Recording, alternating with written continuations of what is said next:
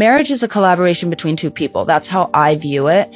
And I think that a lot of people nowadays, it's like, oh, he gave me the ick and I'm just done. Or he didn't do X, Y, and Z, so I'm going to ghost him. And I think, at least in marriage, for me, that's not a thing. Like, we chose to get married. We chose to be with each other for better or for worse. And obviously there's things that once you live together and once you have your first fight and once you figure out things you've never encountered before, there is going to be conflict and there is going to be a difference of opinion. But I think it's all about how you go about that and how you resolve that issue with your partner that makes you have a really strong bond. And I think Lucky and I, we've been married for 5 years now, and in the beginning, obviously, everything was blissful. We didn't really think about things, but then we had our first child 9 months after being married, and all of a sudden, everything changed because you have another human being. You go through pregnancy, you go through all these different things, and I think it was really us learning how to communicate better, how to be there for each other, how to be less stubborn, how to be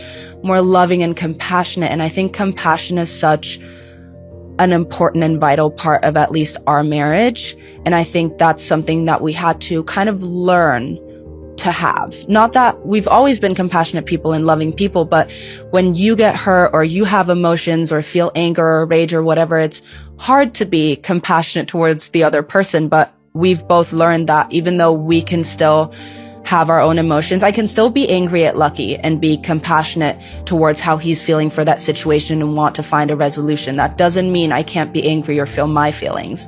So I think it's all about figuring out how you work together as a team to really be able to have a really strong relationship despite everything else that goes on, work, kids, whatever it may be.